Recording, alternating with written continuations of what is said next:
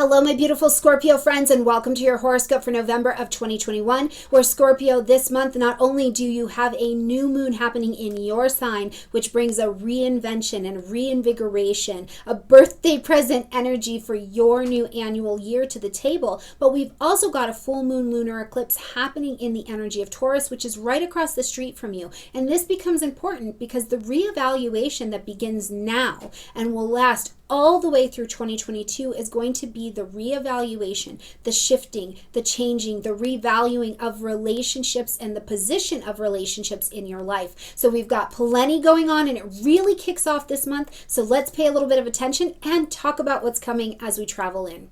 So right at the beginning of the month, Scorpio, we see Mercury on the 2nd leaving its post-retrograde shadow time. So what that means for you and for me and for all of us is that Mercury is full steam ahead now. We are fully done with this Mercury and Libra retrograde cycle. So the decisions you're making, the things that you saw during the retrograde that you needed to make decisions around relationships, whatever came to your table, now you are full steam ahead, clear mind, clear conversation to make some decisions.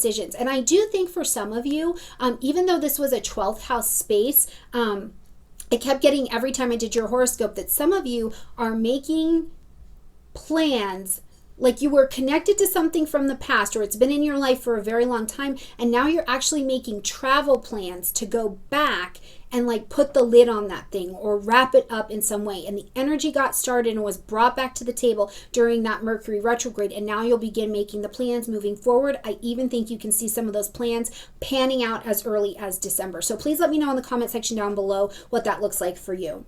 Now, when we get to the 4th of the month, the birthday present to you, a new moon happening in your sign at 12 degrees. Now, this is phenomenal because the new moon says that we are going to plant our seeds of intention to begin something new. Even if you don't fully know what it is, you're beginning something new, and it's in your sign, your first house, a new alignment with your identity, your ego, your body. What does this look like? How do you want to be known and seen in the world? What's happening for you, with you, in the relationships in your life? Are they in alignment? I think these are great questions about how do I align and relate, and am I in the space of my true desire on this planet and with the things around me. So this is a phenomenal new moon. It is opposing Uranus quite tightly and is also squaring Saturn. So I do think that if there are relationships in your life, whether it be with food or people or money or old ideas and philosophies that don't fit for you anymore,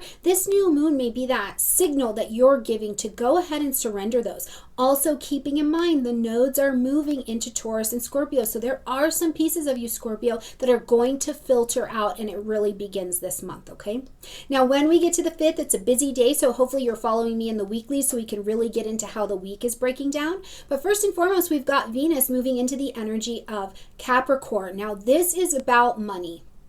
This is about money, but it is also about communications because it lights up your 3rd house space. So one of the things I continue to feel through this Venus and Capricorn time for you is you are getting quite serious about money in your life, like the decisions, 3rd house, the thinking, the communications, the book you're writing, the course you want to sell, the study that you want to get into. You're quite serious about that financial investment or quite serious about that relationship in regards to your thinking, your communication, your education, something in this area. There's a seriousness because it's almost like, I think the sense is I have all these changes going on. Am I in alignment with my passion and with what I want to do? Am I in alignment with what's really honest for me? And I've got to have conversations, serious conversations to make the decisions to get me in that alignment because they will have long-lasting effects. Again, Venus is a planet of harmony and beauty, so she could be bringing a simple conversation to the table, magnetizing it to you, magnetizing buying, selling that car, whatever it is that allows you to create a serious foundation for yourself moving forward.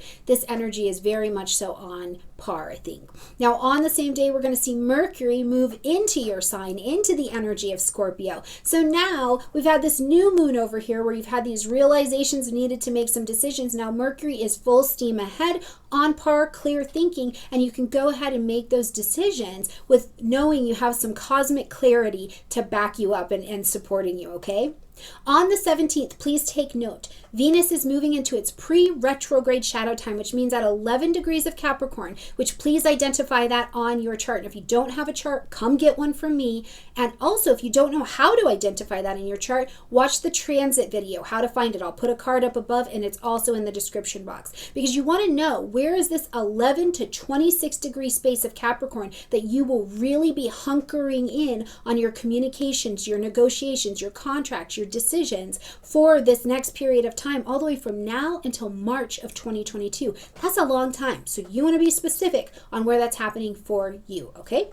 On the 19th, we've got the event, the full moon lunar eclipse, happening at 27 degrees of Taurus. Now, of course, this is going to light up the relationship space for you. And I think for you, Taurus, the full moon says that we need to end something, acknowledge something, or make an adjustment. I think that there has been a relationship that has probably been significant and prominent in your life for some time, and it is changing directions. And if it's a contract, maybe you brought a contract to an end, it's been in your life, and now it's just about over, or you're almost at the end of it. Remember, this energy is going to pan out for about another 6 months, but then we've got all of 2022 in that Taurus Scorpio axis, so you can really know that from here, moving a year forward, really taking us to the tip top of 2023, whatever is ending, if the relationships aren't right, if it's just time for relationships to come to an end, if there's not an alignment there anymore, I think they're shutting down, and it's a nice release for you, Scorpio.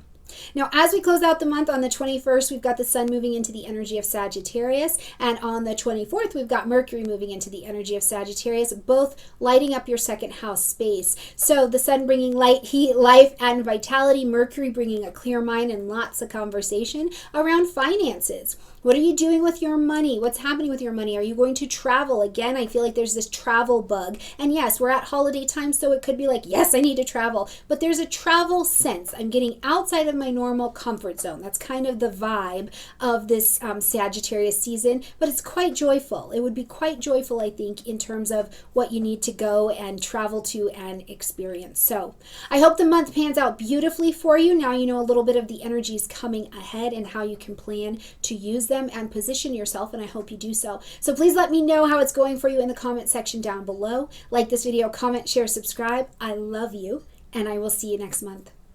Bye, Scorpio.